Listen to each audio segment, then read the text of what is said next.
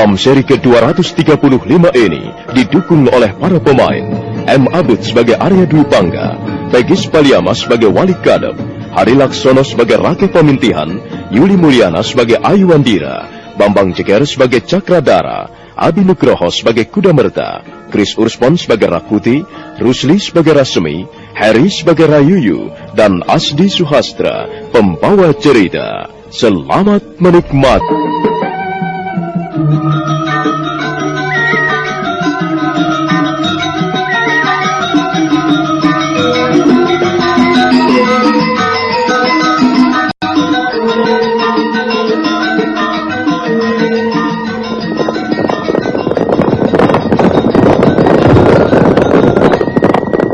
Rayuyu dan prajurit-prajuritnya melarikan kudanya meninggalkan halaman Pondok Mesin. Rayuyu nampak gusar, dia berkuda paling depan, sementara Rakuti dan Rasmi berkuda di belakangnya. Dari jauh nampak perbatasan desa Pasuruhan satu di sebelah utara, dan mereka berkuda meninggalkan perbatasan. Pak Wali Kadep. Ya, ada apa Tuan Dwi Pangga? Nyai Paricara sekarang sudah tidak ada lagi. Dan Ayu Wandira juga sudah pergi. Saya kira saya tidak bisa terus-menerus menetap di pondok ini. Saya juga akan pergi. Nah, Tuan Dwi Pangga mau pergi kemana? Sudahlah Tuan. Tuan tinggal di sini saja bersama kami. Selama tinggal di pondok ini saya banyak belajar. Saya belajar dari Nyai Paricara. Orang hidup memang membutuhkan keberanian. Dan selama ini, saya telah bersikap pengecut. Saya takut menantang kehidupan karena cacat di mata saya. Sekarang saya sudah sadar kembali. Saya kira mata saya yang buta tidak menjadi halangan untuk meraih kehidupan yang lebih berharga. Tuan Dwi Pangga, Tuan tidak perlu merasa berkecil hati. Tuan bisa membantu-bantu kami. Tuan tidak tinggal percuma di pondok ini. Iya, kami juga membutuhkan kehadiran Tuan Dwi Pangga. Saya tidak ingin hidup selamanya menjadi beban bagi orang lain. Oh, Tuan keliru. Kami sama sekali tidak merasakan adanya beban karena Tuan tinggal di sini. Bahkan kami merasa gembira karena Tuan bisa menjadi salah seorang sahabat kami. Terima kasih Bapak Wali Kadep, Bapak Rake. Saya percaya bahwa kalian baru saja membuat pernyataan yang tulus. Tapi saya tidak bisa selamanya hidup seperti ini. Sekalipun mata saya buta dan saya berjalan menggunakan tongkat, saya harus belajar hidup sendiri. Nah, kalau Tuan ingin pergi, Tuan akan pergi kemana? Saya ingin mencari kedamaian hati di mana saja. Saya merasa malu hidup dengan cara seperti ini. Nyai Paricara telah mewariskan sesuatu yang tidak ternilai harganya kepada Ayu Wandira. Dan saya bisa mewariskan apa? Saya harus pergi, Bapak Wali Kadep. Saya tidak ingin menjadi orang yang tidak berguna. Saya ingin pergi. Saya ingin memperkaya kehidupan batin saya. Dan suatu saat nanti, barangkali usaha saya ini banyak gunanya untuk membantu kehidupan putri saya. Saya mohon pamit, Bapak Wali Kadep, Bapak Rake. Sepertinya kami tidak akan bisa mencegah keinginan Tuan. Baiklah, kalau Tuan memaksa juga untuk pergi, ya, selamat jalan. Saya ingin mengikuti jejak Nyai Paricara. Dan saya tidak mungkin memperoleh keinginan saya kalau saya tetap tinggal di pondok ini. Saya akan menjadi orang kerdil selama-lamanya. Apakah Tuan akan berangkat malam ini juga? Saya tidak bisa menunggu sampai besok pagi, Bapak Wali Kadep. Segarnya buah kehidupan yang ranum, campakan neduh kita. Rasa duka yang datang beruntun. Usirlah rasa takut dan gentar. Panggil keberanian agar menjadi majikan di hatimu. Genggam api semangat untuk membakar sirna jiwa seorang pengecut. Bukankah kau manusia? Tahukah kau arti kehidupan sejati? Kehidupan tanpa embel-embel, kehidupan tanpa hiasan basa-basi. Jangan gemetar, Arya Dwi Pangga. Sekalipun kau hanya memandang kegelapan, orang cacat masih boleh mendambakan kemenangan. Hidup bermula dari sebuah kata dan sebuah tarikan nafas. Dan kau mempunyai simpanan selaksa kata. Tunggu apa lagi? Bangun. Jangan mendengkur sambil menunggu datangnya sesuap nasi. Tempuhlah jalan di depanmu. Orang hidup bukan karena makanan, tapi karena keyakinan. Mati kelaparan bukan sesuatu yang nista. Pergilah sejauh-jauhnya dari sebuah kurungan jiwa. Bangkitlah, dekaplah kehidupan ini seerat-eratnya. Peluk kecup panasnya matahari yang membakar segalanya. Pergilah Arya Dwi Pangga, naiklah ke puncak gunung harga diri. Di sana kau bisa memandang kehidupan seperti kau melihat telapak tanganmu sendiri. Arya Dwi Pangga kembali melangkah terseok-seok. Bunyi tongkatnya yang memukul batu-batu jalanan meningkah suara-suara malam. Arya Dwi Pangga terus berjalan menyusuri pagi hari yang sebentar lagi datang. Menjadi dua bagian. Aku akan membawa 20 prajurit menyongsong dari depan. Sementara kau dan Rakuti membawa 20 prajurit menggerebek dari belakang. Ayo, mudah-mudahan memang benar mereka bersembunyi di punggung bukit ini. Ayo prajurit, 20 orang ikut aku. Ya. Oh, ya.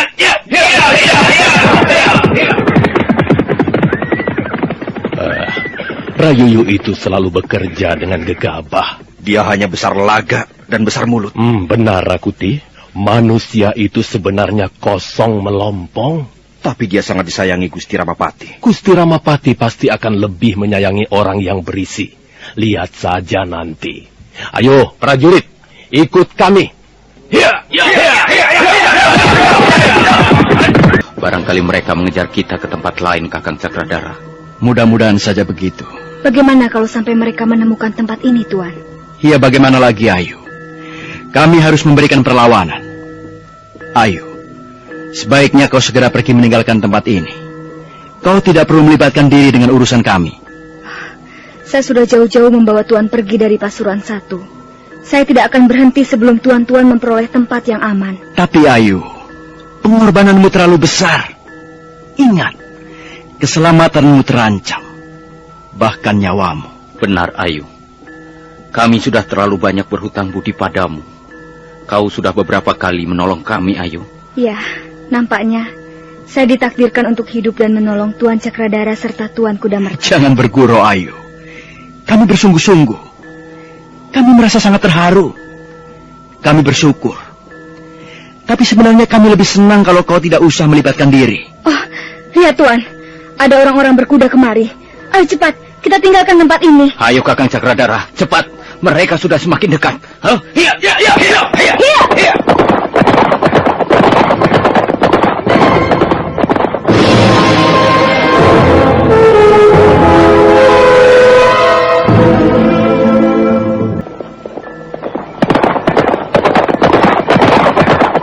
Ayuwandira, Cakradara dan Kudamerta segera menggebrak kuda mereka meninggalkan punggung Bukit Pongging. Mereka terus meluncur turun. Tapi pada saat itulah, mereka melihat ada rombongan prajurit-prajurit Majapahit menghadang di depan mereka. Sesaat lamanya mereka menjadi kebingungan. Karena tidak mempunyai pilihan lagi, akhirnya mereka memutuskan untuk memberikan perlawanan.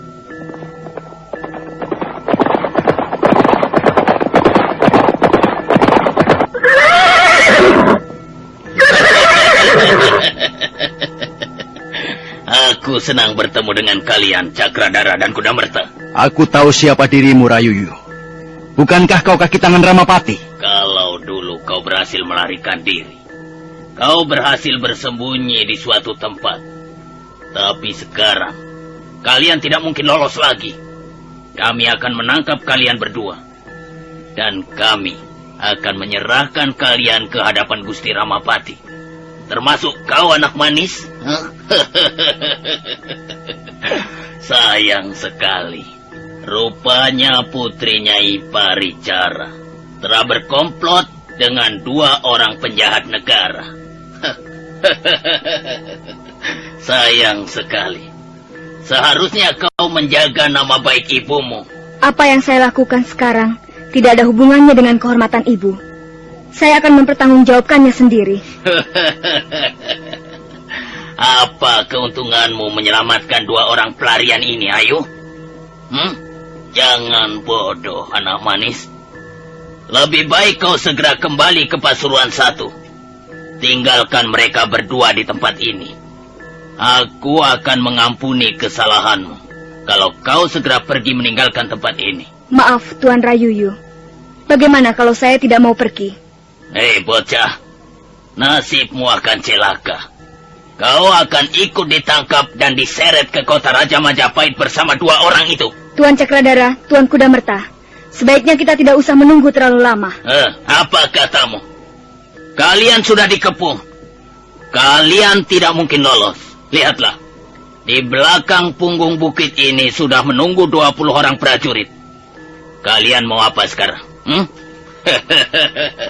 Jangan bodoh. Lebih baik menyerah saja. Serahkan tanganmu, ayo. Supaya kami dapat mengikatnya dengan baik. Ayo prajurit, tangkap mereka. Tangkap 3-tiganya.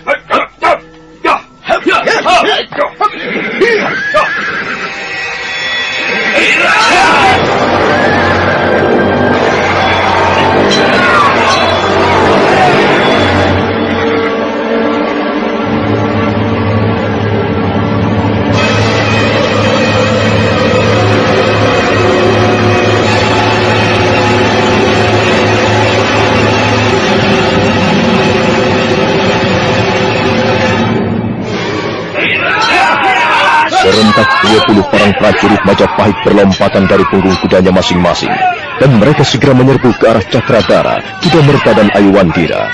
Ayuwandira membuka selendangnya yang berwarna putih, dan ujung selendang itu menyambar ke sana kemari.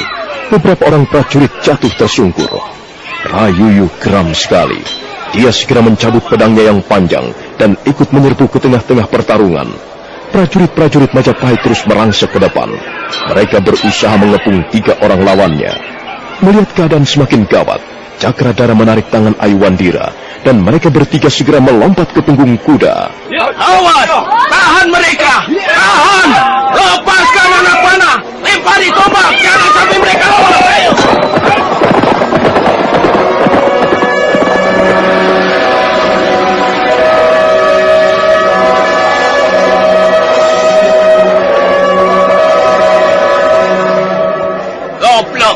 Kalian ini prajurit atau bukan, Menangkap 3 orang saja tidak becus.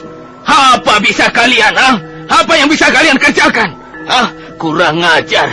Kita sudah bersusah payah naik ke punggung bukit ini, tapi akhirnya mereka dapat meloloskan diri.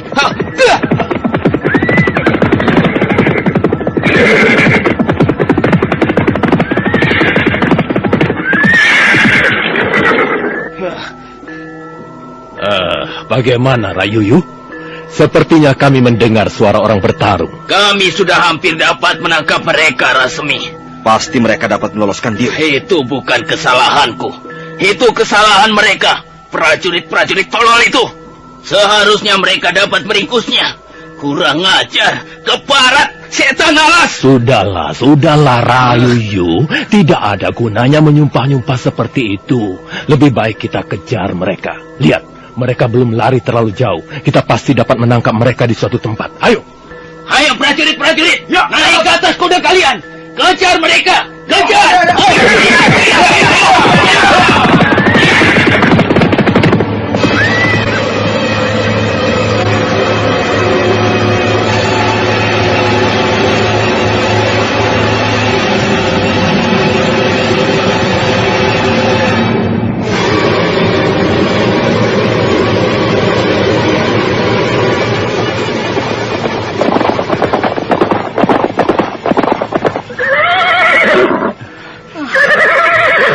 Kita istirahat dulu, tuan-tuan. Nasib kita masih cukup baik. Hampir saja kita tertangkap. Apakah tidak ada yang terluka? Kita semuanya selamat. Tidak ada yang terluka. Bahkan kita telah membunuh beberapa orang prajurit. Oh, saya belum pernah datang ke tempat ini. Daerah apa ini namanya? Ada sebuah bukit yang sangat tinggi. Iya. Bukit itu menjulang tinggi sekali. Seperti sebuah gunung kecil. Gunung apa namanya? Setelah terjadi bentrokan berdarah dengan prajurit-prajurit Majapahit, Ayu Wandira, Cakradara dan Kuda Merta melarikan diri. Mereka bersembunyi di sebuah kaki bukit yang menjulang tinggi. Bukit itu namanya Bukit Kandaga. Kandaga artinya tempayan yang besar. Memang bentuk bukit itu seperti sebuah tempayan. Mereka merasa lega karena malam segera tiba. Mereka bersembunyi di balik pohon-pohon liar, sementara kuda-kuda mereka ditempatkan di tempat yang agak jauh. Tuan Cakradara, saya kira tempat ini juga kurang aman. Saya juga berpendapat begitu. Tapi kita tidak bisa berkuda malam hari. Untuk sementara, kita bisa istirahat di tempat ini. Barangkali besok pagi kita bisa mencari tempat lain yang lebih aman. Sepertinya kau letih sekali, Ayu. Tidurlah. Kau membutuhkan istirahat. Kami akan menjagamu di sini. Terima kasih, Tuan Kuda Merta. Bagaimana saya bisa tidur dalam keadaan seperti ini? Sewaktu-waktu, mereka akan datang kemari dan mengajak kita bertarung kembali. Memang, saya agak letih. Punggung saya pegal sekali. Biarlah, saya berbaring di sini. Tapi saya tidak akan tidur. Kalau kau bisa tidur, tidurlah. Kami akan menjagamu. Tidak, Tuan Cakradara. Saya hanya ingin berbaring sebentar. Saya tidak akan tidur. Ayu Wandira membaringkan tubuhnya di atas rerumputan, sementara Cakradara dan Kuda Merta duduk. Punggung mereka disandarkan di sebuah pohon yang rindang. Angin malam menyapu wajah mereka. Karena lelah dan mengantuk, Cakradara dan Kuda Merta terlelap sebentar. Kuda Merta yang lebih dulu terbangun, dia terkejut. Ayu Wandira tidak ada di tempatnya. Kakang Cakradara. Aku terlelap. Ada apa di Kuda Merta? Ayu tidak ada. Kemana dia? Aku tidak tahu, Kakang. Aku juga tidur sebentar. Dengar, adik Kuda Merta. Sepertinya ada orang bertarung di sebelah sana. Ayo kita lihat, Kakang. Jangan-jangan Ayu Wandira.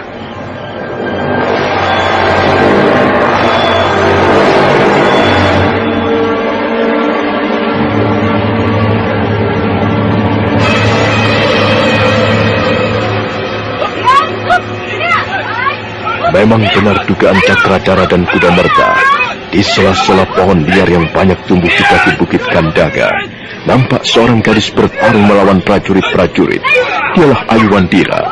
Ayu Wandira bertarung dengan semangat tinggi. Tapi apalah artinya perlawanan seorang gadis sendirian? Apalagi sekarang Rakuti bersama mereka. Beberapa kali Rakuti menggebrak dengan jurus-jurusnya yang berbahaya. Dan beberapa kali Ayu Wandira lolos dari serangan maut. Suatu saat gadis itu lengah dan Rakuti berhasil meringkusnya.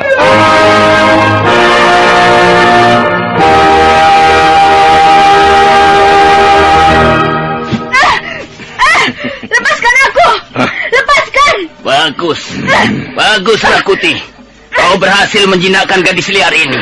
Kalian curang! Kalian senang berkelahi keroyokan. Salah siapa? Aku sudah berkata kepadamu beberapa kali. Lebih baik kau menyerah, karena kau tidak mungkin melawan kami. Dan sekarang ternyata kau sudah menyerah. Aduh, lepaskan! Lepaskan tanganku!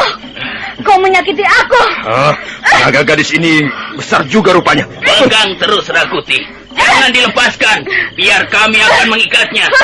Prajurit-prajurit busuk, kalian tidak akan bisa membuatku menyerah. Aku tidak akan menyerah. Kau memang tidak perlu menyerah. Kau pintar bermain jurus. Tapi lihat saja sekarang. Kau sudah bertekuk lutut. Terus pegang Rakuti. Jangan dilepaskan dulu. Anak manis. Kalau kau mau menyatakan di mana dua orang pelarian itu bersembunyi, kami akan melepaskanmu. Dan kau boleh kembali ke pasukan 1 dengan selamat. Kami tidak akan mengganggumu lagi. Iya, lebih baik kau katakan di mana mereka bersembunyi. Tidak ada gunanya membela dua orang itu mati-matian seperti ini. Apa untungnya? Cobalah sedikit gunakan akal sehatmu, ayo. Kalian tidak akan bisa membujukku. Hei, gadis manis, di mana mereka bersembunyi? Katakan. Hah, di mana? Cari saja sendiri. Mulutmu berani sekali, ha? Pengecut, laki-laki pengecut. Bagaimana orang-orang seperti kalian bisa menjadi prajurit Majapahit? Itu bukan urusanmu. Sekali lagi kau berani berkata-kata, lihat, akan kucabik-cabik tubuhmu dan kulemparkan ke semak belukar. Dan tamatlah riwayat Putri Tunggal Nyai Paricara. Apakah mereka masih bersembunyi di sekitar tempat ini? Atau mereka sudah pergi jauh? Aku tidak akan mengatakannya. Kalian bisa mencarinya sendiri. Mungkin saja mereka telah pergi jauh. Prajurit, ikat perempuan nakal ini. Ikat di bawah pohon. Biar aku sendiri yang akan mencambuk punggungnya. Ya, biar ku robek-robek wajahnya. Akan ku buat wajahnya seperti siluman. Cepat prajurit! Ikat di bawah pohon! Tunggu!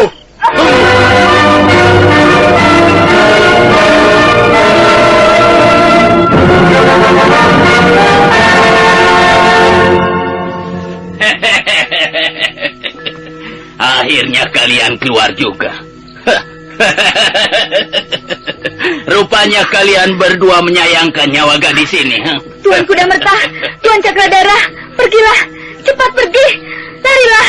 Biarkan saya di sini. Tidak, Ayu. Bukan kau yang harus ditangkap. Kamilah yang mempunyai urusan dengan mereka. Kamilah yang harus ditangkap.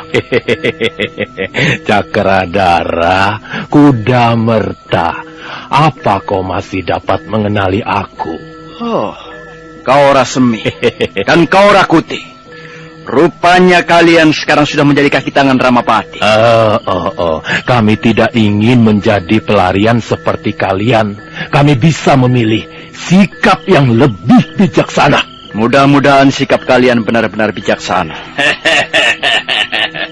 Bagus, bagus sekali. Kami senang melihat kalian datang untuk menyerahkan diri. Ayo prajurit, tangkap Cakradara dan Kuda Merta. Ikat tangan-tangan mereka dan naikkan ke atas kuda. Malam ini juga kita membawa oleh-oleh untuk Gusti Ramapati. Cepat prajurit, kerjakan. 4 orang prajurit segera melompat menghampiri Kuda Merta dan Cakradara. Tapi pada saat itulah nampak sebuah bayangan berkelebat di dahan-dahan pohon.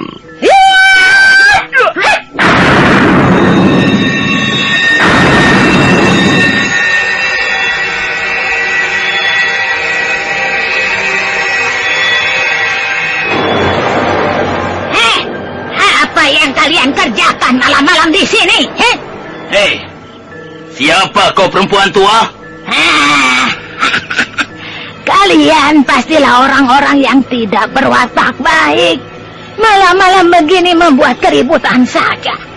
Apa yang kalian lakukan pada gadis itu, ha? Nenek Raga Runting. Sudahlah, Ayu. Jangan berkata-kata dulu. Ayo kita usir orang-orang ini. Awas, jangan diam saja prajurit. Cabut pedangmu. Bunuh saja mereka.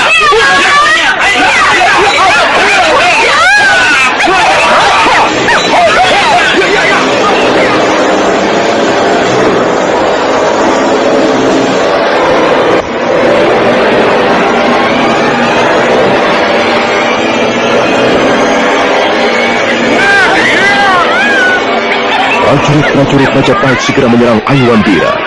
Perempuan tua itu yang tak lain adalah Nini Raga Runting, mengipaskan selendangnya ke sana kemari. Beberapa orang prajurit nampak terjungkal roboh. Pertarungan berlangsung dengan seru. Cakradara dan Kuda Merta berhadapan dengan Rayuyu, sementara Nini Raga Runting terpancing untuk menghadapi Rakuti. Suasana di kaki bukit Kandaga menjadi gaduh riuh. Tapi Nini Raga Runting, Ayuandira, Cakradara dan Kuda Merta dapat membuat prajurit-prajurit Majapahit menjadi kalang kabut. Rakuti merasa geram. Dia segera menggebrak perempuan tua itu dengan aji segara keningnya. Mampus kau perempuan tua! Iya! Nini Raga Runting terkejut, tapi dia sempat menyabetkan selendang kuningnya. Terjadilah benturan hebat. Nini Raga Runting terjengkang ke belakang, tapi segera bangun kembali. Demikian pula Rakuti. Tangannya menjadi kesemutan, sementara pertempuran masih terus berlangsung dengan sengit. Awas! Mereka lari! Tahan! Jangan sampai mereka lolos! Kejar! Kejar mereka! Ayo!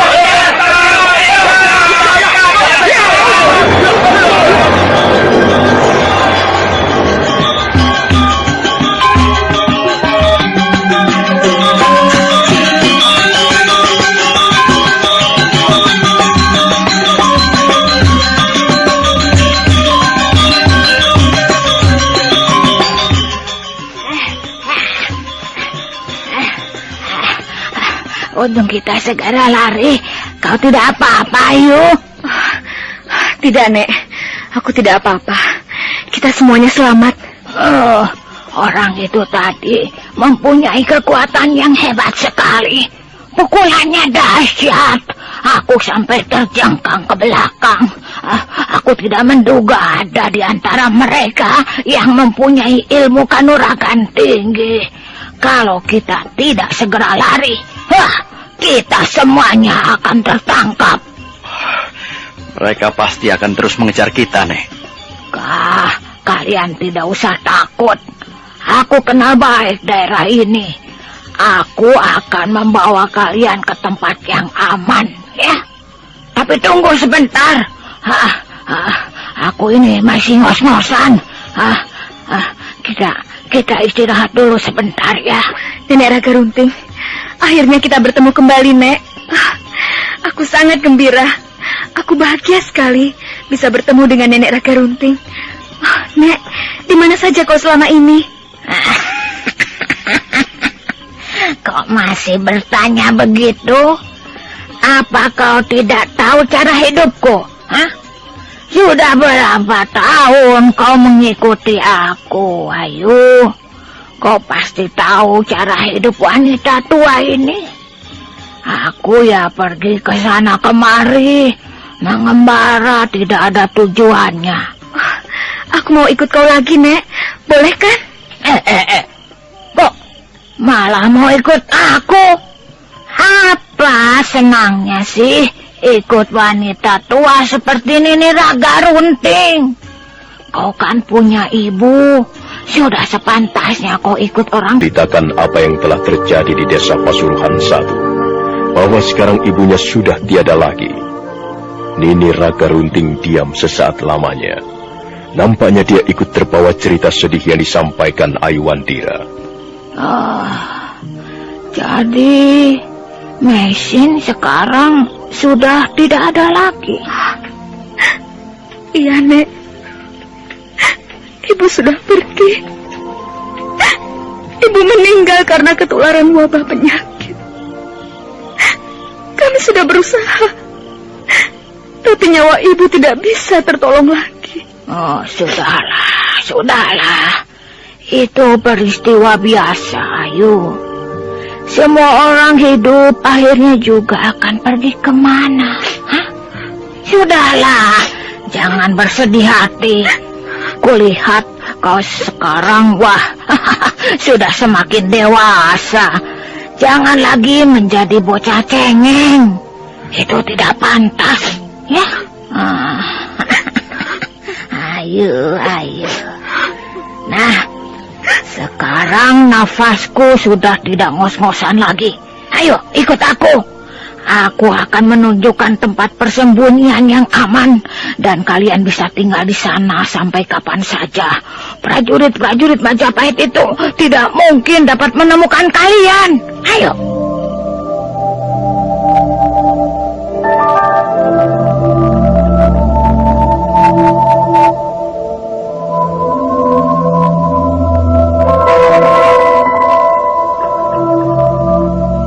Nini Raga Runting membawa mereka menyusuri sebuah jalan setapak di balik Bukit Kandaga.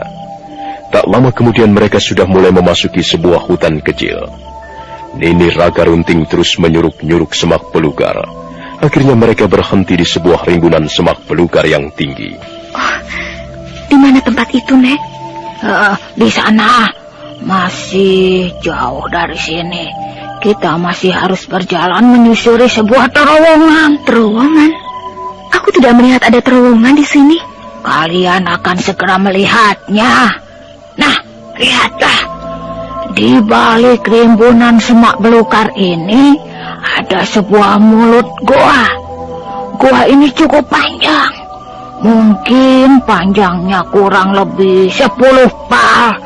Kita akan masuk terowongan goa ini dan kita akan sampai di ujungnya. Maaf, Nek. Apakah nenek sudah pernah menyusuri terowongan gua ini? Kalau aku belum pernah melewati terowongan ini, aku tidak akan bisa bercerita. Terowongan ini merupakan jalan pintas yang sangat aman. Mungkin di dunia ini hanya akulah yang tahu bahwa di sini ada sebuah terowongan. Tapi sekarang kalian juga sudah tahu. Ayo, bantu aku. Rumpun semak belukar ini harus kita bersihkan sedikit. Jangan semuanya, biar yang sebagian menutupi mulut goa. Kita hanya membutuhkan sedikit saja jalan untuk masuk ke mulut goa. Ayo bantu aku. Baik, Nek. Mari Tuan Cakradara, Tuan Kudamerta.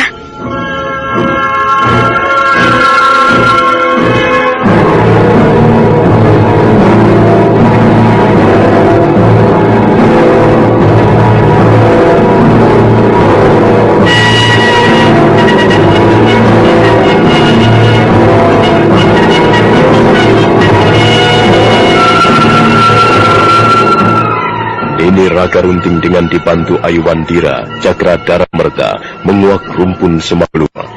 Ternyata memang benar, di balik rumpun belukar itu nampak menganga sebuah mulut goa. Hitam legam warnanya. Ayo kita masuk satu persatu.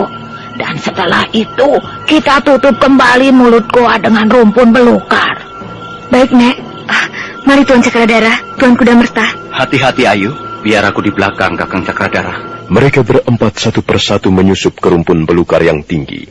Dan sebentar kemudian, mereka sudah memasuki mulut terowongan goa yang gelap. Kurang ajar. Aku tidak melihat apa-apa di sini. Kemana mereka lari? Iya, nampaknya kita telah gagal, Rayuyu. Gara-gara perempuan tua itu. Monyet tua keparat. Iya, aku tidak yakin apakah mereka berlari ke tempat ini.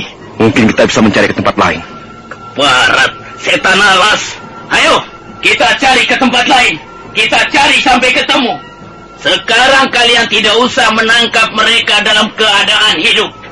Begitu kita dapat menemukannya, langsung babat saja. Bunuh saja mereka. Ayo, kita jalan lagi. Hop.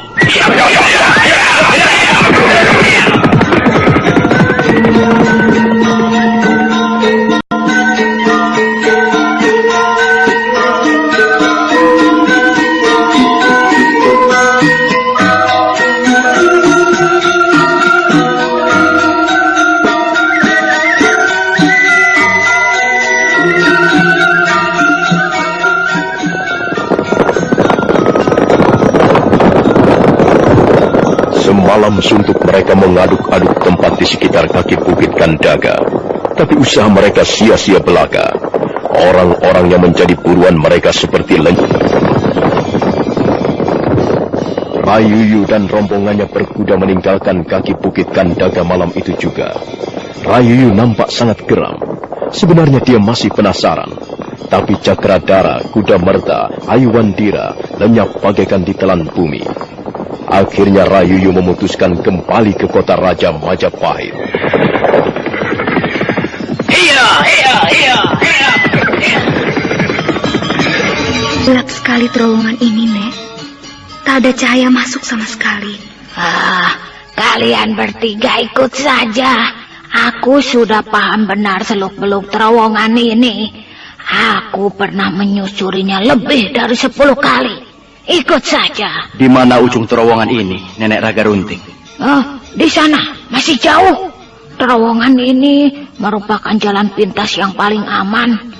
Kalian nanti akan segera tahu ujung terowongan ini sampai di mana. Sekarang ikut saja. Nini Raga Runting merangkak perlahan-lahan menyusuri terowongan goa yang gelap gulita. Sementara Ayu Wandira, Cakradara dan Kuda Merta merayap di belakangnya. Sekali waktu mereka berhenti sejenak untuk istirahat, kemudian merayap lagi. Dan akhirnya... Wilayah desa Pongging? Kita ada di mana, apa pentingnya? Hah? Yang penting kita selamat. Sepertinya prajurit-prajurit Majapahit sudah tidak mengejar kita lagi. Mereka boleh mengejar sampai ke neraka, tapi mereka tidak akan bisa menemukan kalian. Daerah ini merupakan daerah tidak bertuan. Jarang orang menyaba daerah ini. Nek, selanjutnya kau akan membawa kami kemana, Nek? Ya, kemana saja. Yang penting aman. Ayu, siapa laki-laki muda ini? Kau belum memperkenalkannya padaku. Mereka adalah Tuan Cakradara dan Tuan Kuda Merta. Kami berdua sudah berhutang budi pada Ayu Wandira, Nek. Dan sekarang kami berhutang budi pada Nenek Raga Runting. Cakradara, Kuda Merta. Sepertinya aku pernah mendengar nama itu. Cakradara, Kuda Merta. Dulu kita juga pernah menolong mereka, Nek. Waktu itu mereka sedang menghadapi perampok-perampok jalanan. Iya, aku ingat. Cakradara, Kuda Merta. Kalau tidak salah, waktu itu kalian mau pergi ke kota Raja Majapahit. Benar, Nek. Kami mau menuntut ilmu di pusat pendidikan calon tanda. Tapi akhirnya kami malah menjadi 2 orang buronan pemerintah. Wah, loh, ikuti jari telunjuk saya ini. Di sana ada sebuah gunung. Tuh. Namanya Gunung Lejar. Kita akan pergi ke sana. Mengapa kau memilih tempat itu untuk bersembunyi, Nek? Karena tempat itu kuanggap paling aman, Ayu. Kalian nanti bisa melihat sendiri seperti apa keadaan lereng-lereng Gunung Lejar. Tidak mungkin prajurit-prajurit Majapahit bisa sampai ke sana, kecuali mereka ingin berhadapan dengan bahaya maut. Bagaimana? Apa kalian masih letih? Kami masih sanggup berjalan sehari lamanya, Nek. Lebih baik kita teruskan perjalanan ini, Nenek Raga Runting.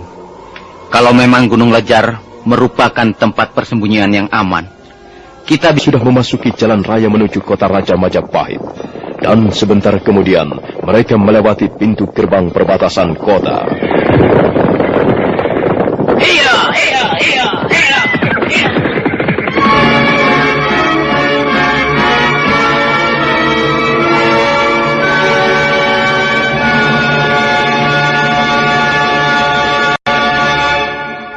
Rayuyu, Rasmi, dan Rakuti segera menampatkan kudanya sebelum melangkah ke ruangan pendopo rumah kediaman Sang Ramapati. Mereka menunggu sesaat lamanya.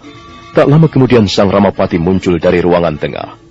Pembesar kerajaan itu segera duduk bersila menghadapi para pembantunya yang baru saja pulang menjalankan tugas. Bagaimana, Rayuyu, Rasmi, dan Korakuti?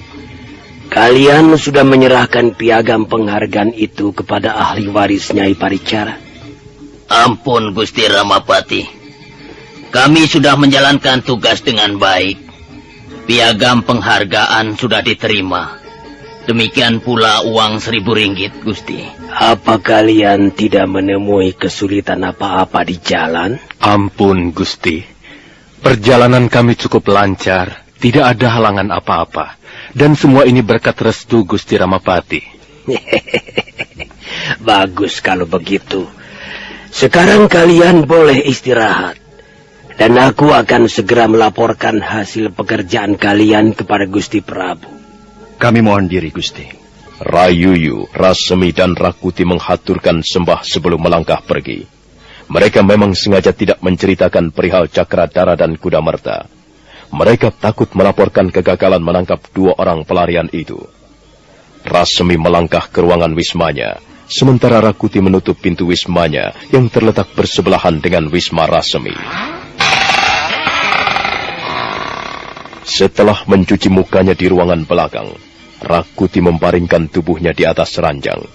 Dia merasa sangat lelah. Tiba-tiba dia teringat istrinya, si Tangsu. Si Tangsu. Sudah lama sekali aku tidak melihat istriku.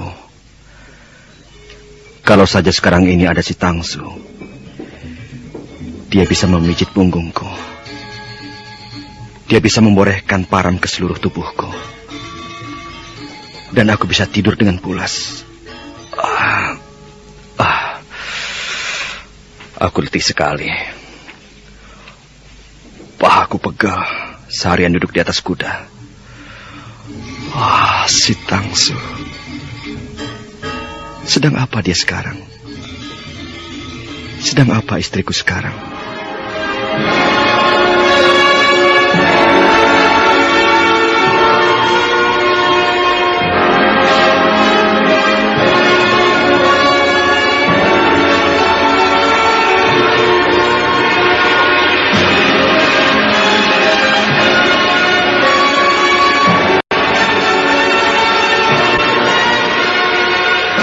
Sore yang indah, matahari bersinar kemerah-merahan, membasuh daun-daun pohon yang tumbuh di halaman istana Kapopongan.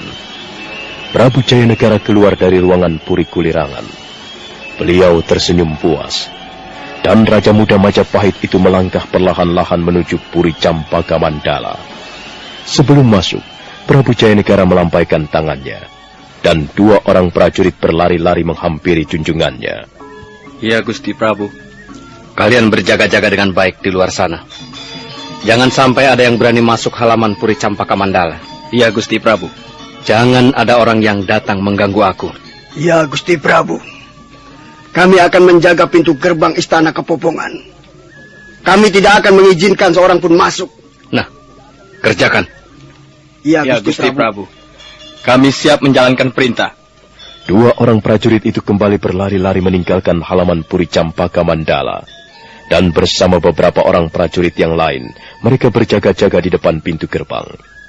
Prabu Jayanegara mengipaskan pakaiannya, sebelum kemudian tangannya meraih gagang pintu Puri Campaka Mandala.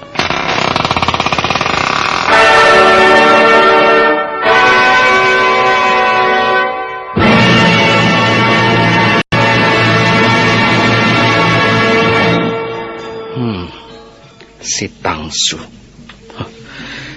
Si Tangsu. Untuk kesekian kalinya aku masuk pintu Puri Campaka Mandala ini. Dan untuk kesekian kalinya, kau telah mengecewakan aku. Duduk saja, si Tangsu.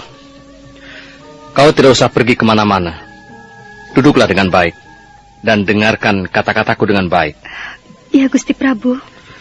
Mengapa kau tidak mau menuruti keinginanku seperti yang telah dilakukan Warapsari, temanmu itu? Angkat mukamu. Nah, pandanglah aku. Ya, nah begitu. Sekarang jawab pertanyaanku. Mengapa kau tidak mau menuruti keinginan Prabu Jayanegara? Kau selalu begitu. Selalu begitu. Setiap kali aku datang kemari, setiap kali aku memasuki pintu puri ini, kau selalu menangis. Aku datang kemari untuk bersenang-senang, si Tangsu, dan bukan untuk melihat seorang wanita berurai air mata. Aneh sekali. Aneh sekali perangai wanita yang bernama si Tangsu ini.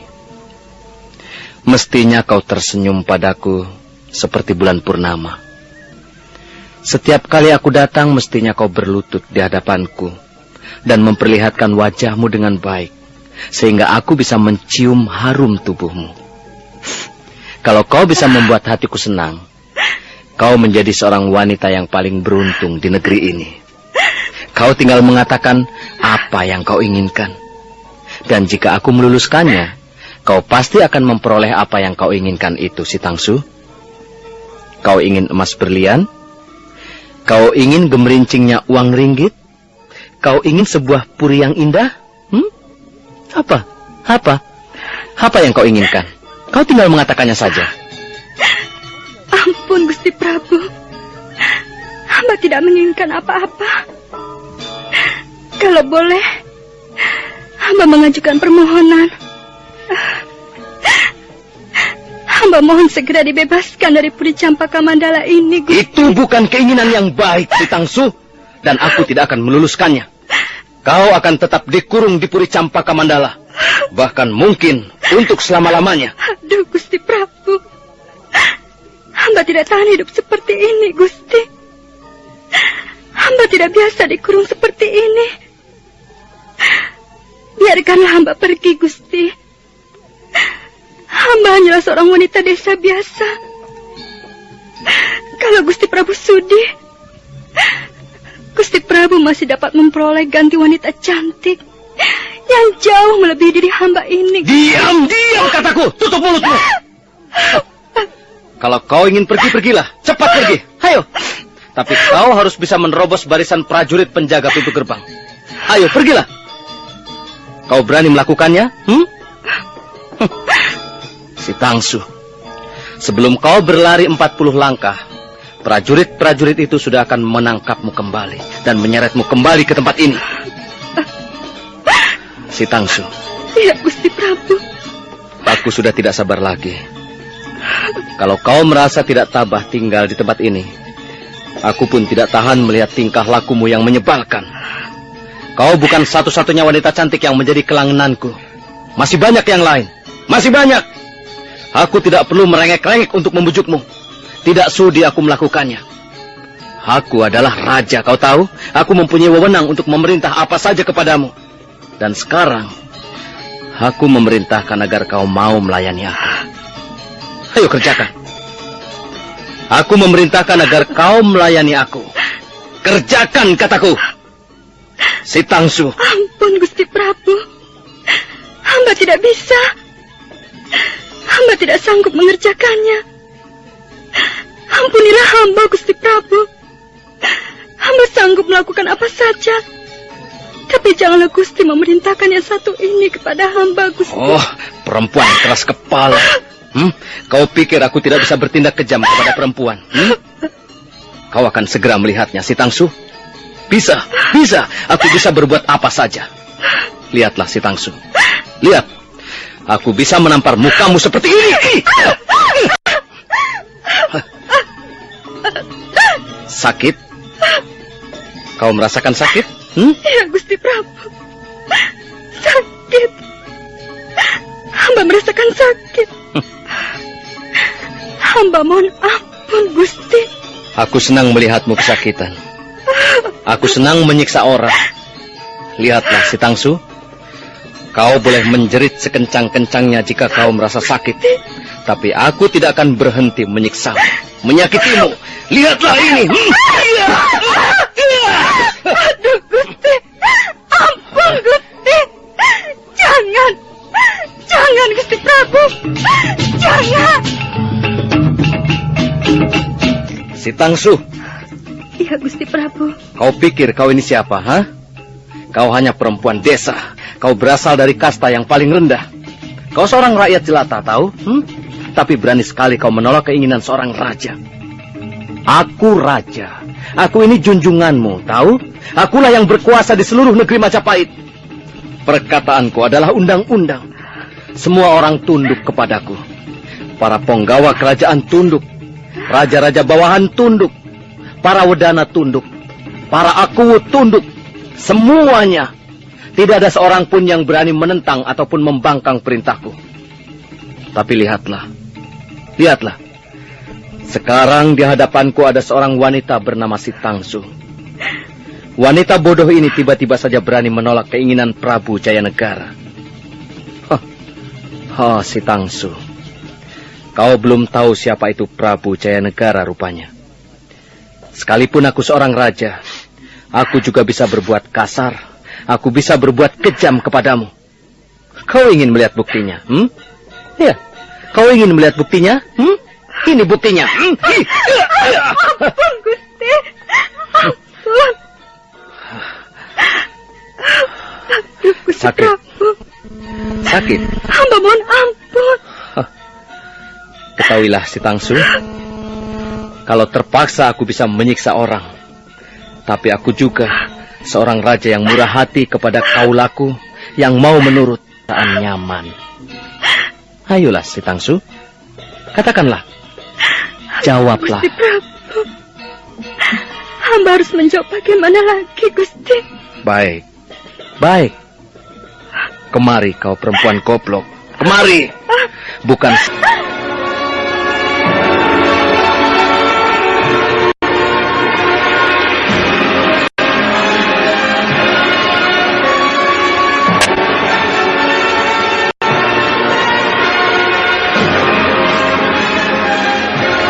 Kelangenan, Gusti Prabu.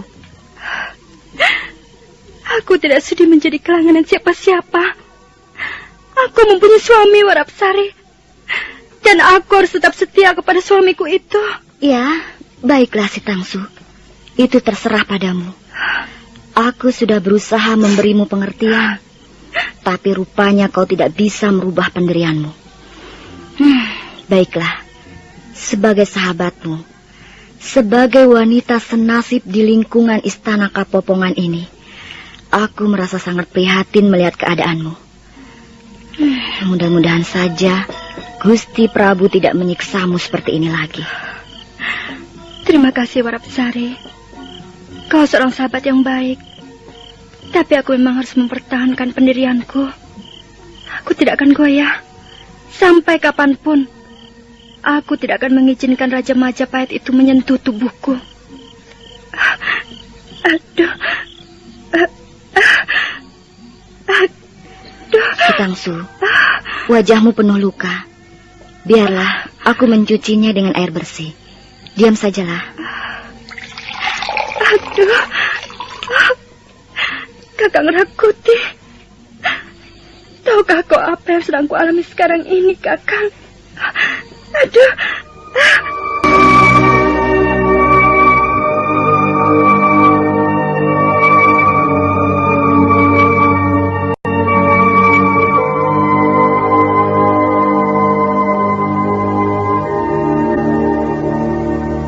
Istana Kapopongan sunyi senyap. Istana yang terletak di kaki sebuah bukit itu disaput kabut tipis. Beberapa orang prajurit jaga nampak berdiri mondar-mandir di depan pintu gapura. Mendadak muncul sosok tubuh seorang wanita dari Puri Campaka Mandala. Sosok tubuh itu berjalan terhuyung-huyung menuju Puri Kulirangan. Dia berhenti sejenak di depan pintu. Warapsari. Warapsari. Buka pintunya. Buka, Warapsari.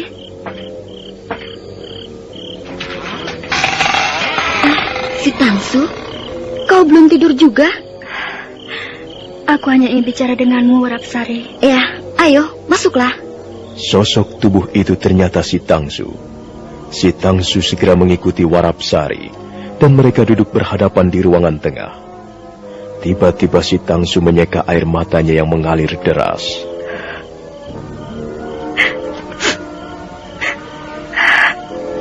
Sudahlah si Tangsu, kau ini bagaimana? Kau membuatku susah saja. Sudahlah, kalau kau tidak mau melayani Gusti Prabu, kau harus berani menanggung akibatnya. Bagaimana kau bisa menerobos mereka? Itulah sebabnya aku minta tolong padamu, Warapsari. Ajaklah prajurit-prajurit itu minum.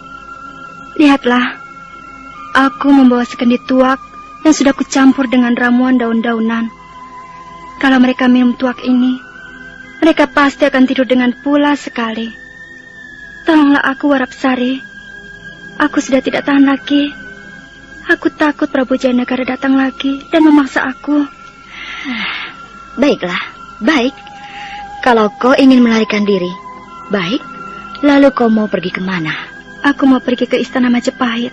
Apa yang akan kau lakukan di sana, si Tangsu? Mencari Kakang Rakuti. Maksudmu, suamimu? Benar, Warapsari. Aku memperoleh keterangan dari salah seorang prajurit jaga. Katanya, sekarang Kakang Rakuti bekerja di Istana Majapahit.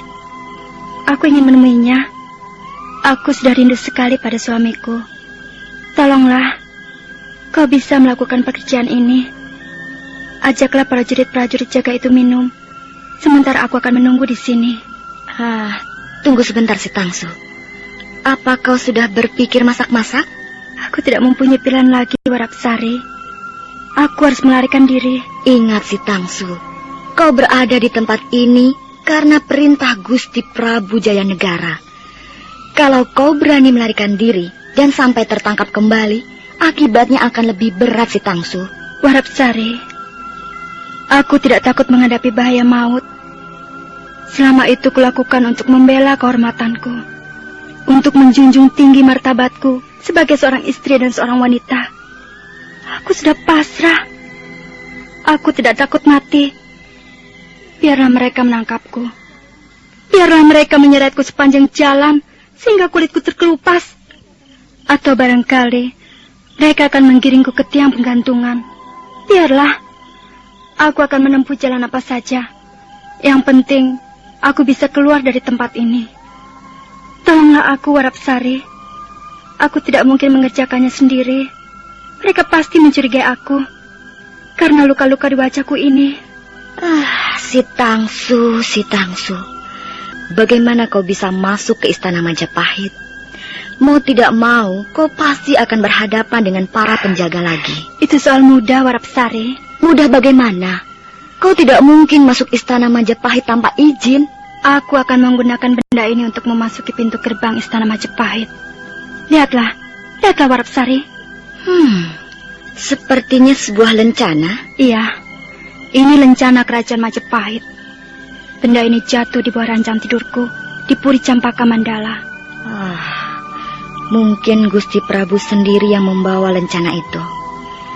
Dan mungkin lencana itu jatuh pada saat beliau memukulimu. Mungkin juga begitu. Aku yakin aku bisa menggunakan benda ini untuk masuk pintu gerbang istana Majapahit. Baiklah si Tangsu. Kau tunggu di sini sebentar. Iya. Aku akan pergi menemui para penjaga itu. Kau jangan pergi kemana-mana. Terima kasih, Warapsari. Kau seorang sahabat yang baik. Terima kasih. Aku tidak akan melupakan pertolonganmu ini. Aku akan mengingatnya sepanjang hayatku. Teman Nyai Caparu, seorang wanita cantik bekas penghuni desa Tumpih Angin, melangkah perlahan-lahan menuju pintu gerbang istana Kapopongan. Tangannya menjinjing sebuah kendi tuak. Sementara si Tangsu menunggu dengan hati berdebar-debar. Nampak beberapa orang prajurit duduk-duduk di pintu gapura. Mereka adalah prajurit-prajurit Napung Saka.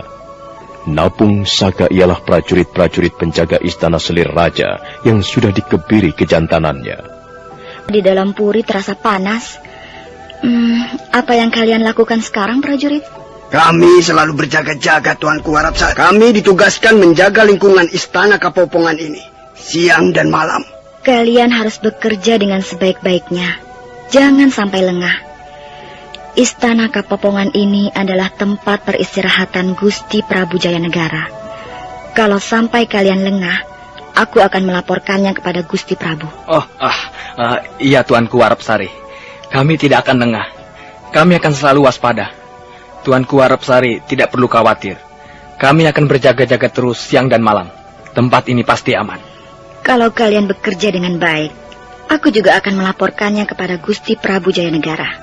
Dan kalian pasti akan diberi hadiah. Terima kasih Tuanku Warapsari.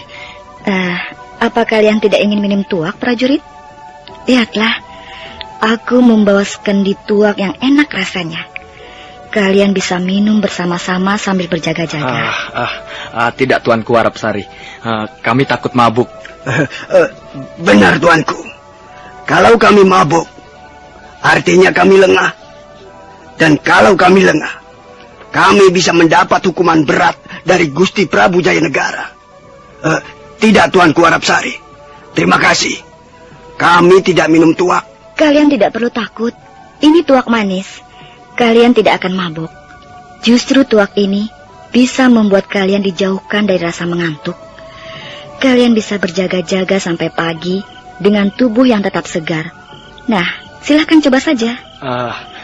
Benarkah tuak itu tidak akan membuat mabuk? Kalian bisa mencobanya. Lagi pula, kalau kalian sampai mabuk, aku yang akan rugi. Aku juga ingin tidur dengan nyaman dan tenang. Kalau kalian sampai mabuk, Bagaimana jika ada penjahat masuk ke istana ini? Sudahlah, kalian tidak perlu khawatir. Tuak ini tidak akan membuat kalian mabuk. Ayo, minum saja. Kalian bisa minum bersama-sama. Ayo prajurit, minumlah. Kalau begitu, baiklah tuanku. Ayo kita minum.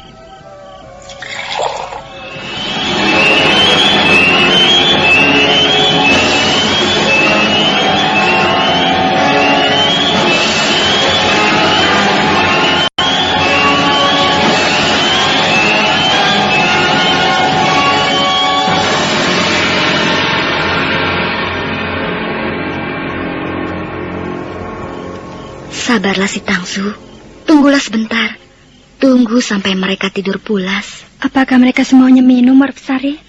Ya, hanya ada 5 orang penjaga di depan pintu gapura. Yang lain semuanya berjaga di bagian belakang dan samping istana. Apakah 5 orang penjaga itu semuanya minum? Iya, mereka semua minum. Kukira mereka sekarang sudah mulai tidur. Lihatlah, ada yang tergeletak persis di depan pintu gapura. Kalau begitu, aku harus segera pergi sekarang. Si Tangsu, ada apa, Warapsari? Kau benar-benar akan pergi? Iya, aku harus pergi. Si Tangsu menangis terseduh. Demikian pula Warapsari tak lagi bisa membendung air matanya. 2 orang sahabat itu berpelukan erat. Nah, bagaimanakah kisah selanjutnya? Apakah si Tangsu akan berhasil melarikan diri dari istana Kapopongan? Saudara pendengar, silakan menunggu seri berikutnya. Sampai jumpa.